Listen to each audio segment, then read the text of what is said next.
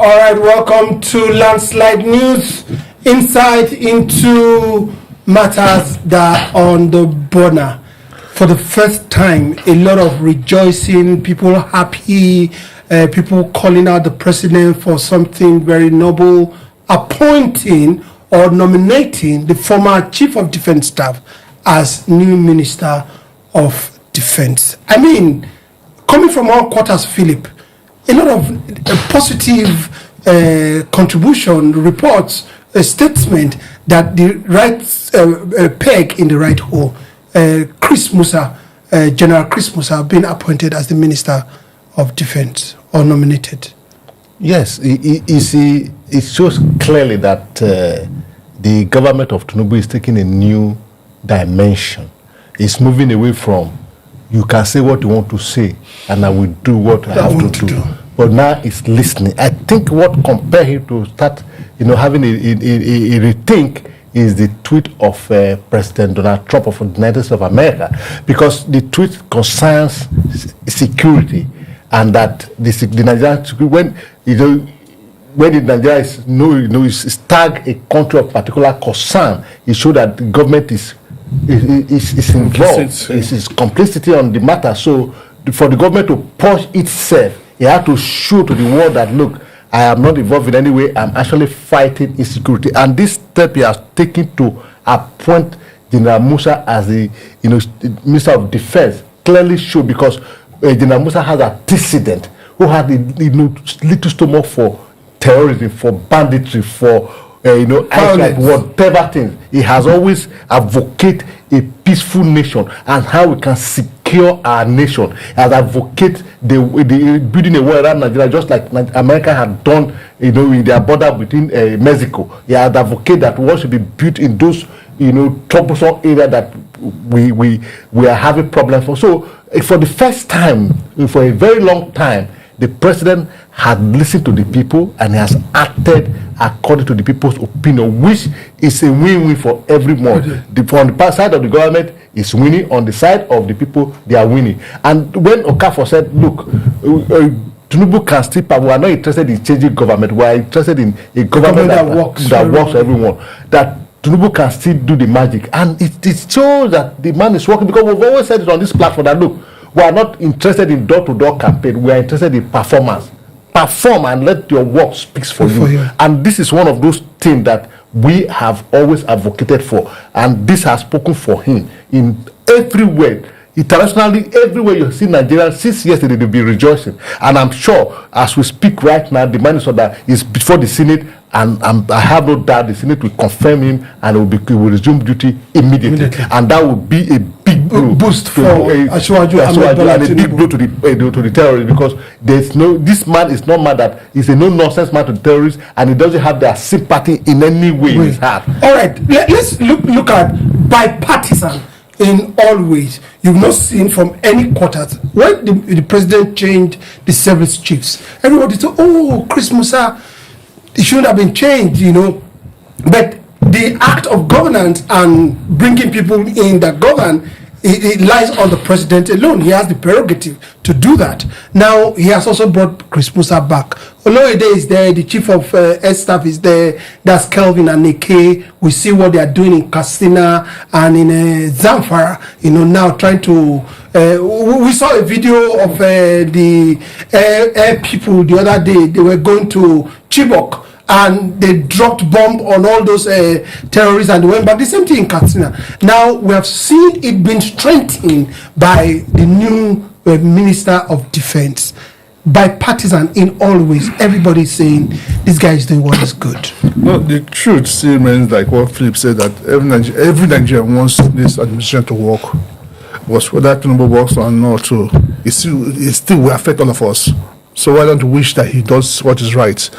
And again, say that he listens to people. Who asked him to appoint Musa? Which person he listened to? So there's not see. They will not what happen.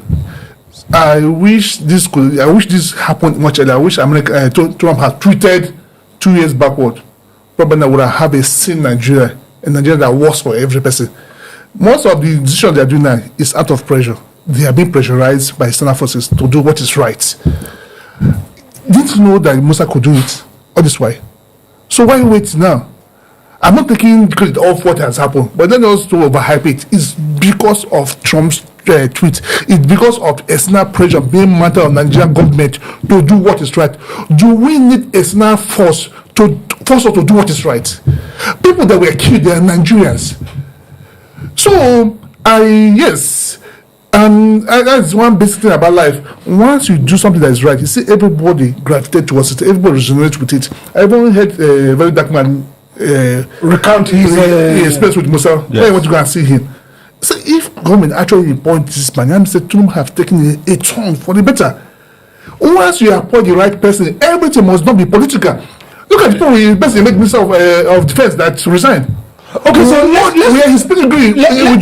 let's look at it this way. For example, putting Badaru and Matawali as minister and state minister of defense was out of course. No background on defense, military, or whatsoever that we don't know about if you look at their resume.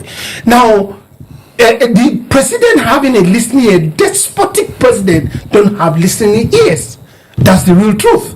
Now, it's not how far we have gone on the wrong side. It's how well we have turned from the wrong side to the good side. When Chris Musa was removed as the CDS, a lot of glowing tributes from his secondary school in Sokoto to the youths that he affects in a different way, to even the very dark man talking yesterday. I mean, all of them are within the space of the media, and the president listened. And it's good for him to have listened. If president listens, he will treat those ambassadorial nominee list. See, most times what they do here is political settlement with appointments. They don't know whether he fits into the office. Look at the list they released to us. It is only because of this pressure. I mean, I've told you, if you don't do it, we come in. They don't want America in. It's not because he didn't know this man could do this job. Until we start appointing people based on merit, not based on political settlement. As I look at that list today, how many Nigerians are happy with that list? How many career people are on that list? All right, let me come to you based on his arguments. The list. We've talked about the list before. That list is based on political settlement majorly. Even the career ambassadors that we have there, people like is it Okrio or Mokrio, whatever you call him, people like Kanika, I'm even forgetting their names now because they don't contribute what is good to the country. People that have been speakers of State House of Assembly, former governors' wives that are not known on the international or diplomatic status. I'm a diplomat by study. You see them, countries' values, countries pushing forward. They don't know these things. Is it just about the politics or about good representation of Nigeria? You see, when he was speaking, yes, he stand on a point that it's not as if the president is listening, but because the government is being pressured, and then they are doing what they are doing. The appointment of Musa, to be specific, General Musa, is done out of pressure, not because the president is considering merit. So that's his argument. And then he make reference to the the list of the ambassadorial list that is before the Senate.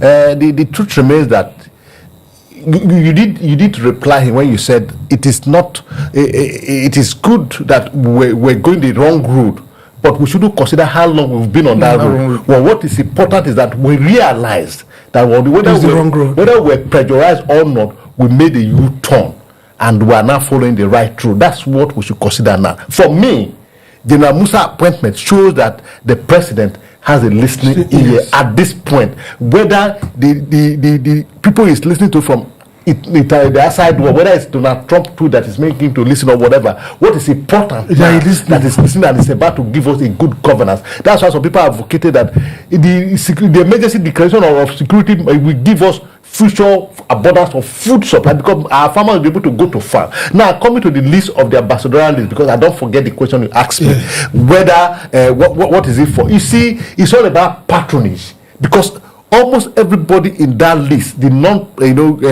career diplomat, they all have questionable character, starting from Omokri, especially to Fanika Ode, and then the wife of even the so-called the first three names he mentioned. They have one question mark or the other. Either their wife is under investigation or they've been wanting or the other. So that's not. Yes, it's also the wrong route. But the beauty of it is that since he started listening to people advice and it's making it's also possible that it's going to also possible because even the prerogative of mercy he granted to murderers and drug addicts and all of that, when the nation cried out, he did something about it. So yes, so that is why we have to speak. We have done the right thing to say, look, why President, we are not going to praise you. Why must we be always reactive in this country? No, but why can't we be proactive? Why must we take steps? After 10 years, 2 years, we want to recover the step. Why don't you get it right on the first day? Well, these people have the ability to appoint the right people into the right offices. They know everyone. They have to. Before you made a minister, they send a note to DSS, all the security apparatus to take you out. They have these records. They know this country better than we do. So why must he always be political settlements? The point I'm making, I agree with you 100%. I agree with you too. Look, it shouldn't be political settlement. It shouldn't be patronage. Yeah. But what is important is the government doing the right thing. At this moment, we are talking about the appointment of General Musa, Christopher Musa. If the government had done the right thing, because the truth is that who was Matawali? Exactly. Who was Badaro? Who are they?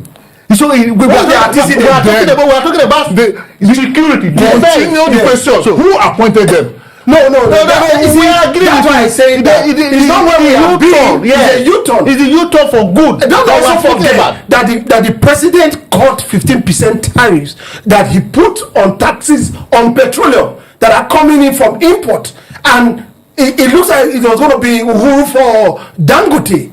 I don't know if you understand. And everybody carried out that no. Even though we are producing locally or we are importing, that 15% is going to jack up the fuel price in case there is a shortage from Dangote refinery and the president listen. That's what we are talking about. Well, we can't go more than this. The president is listening. Thank you, President, for listening. We want you to listen more. That's the real truth. We'll be right back.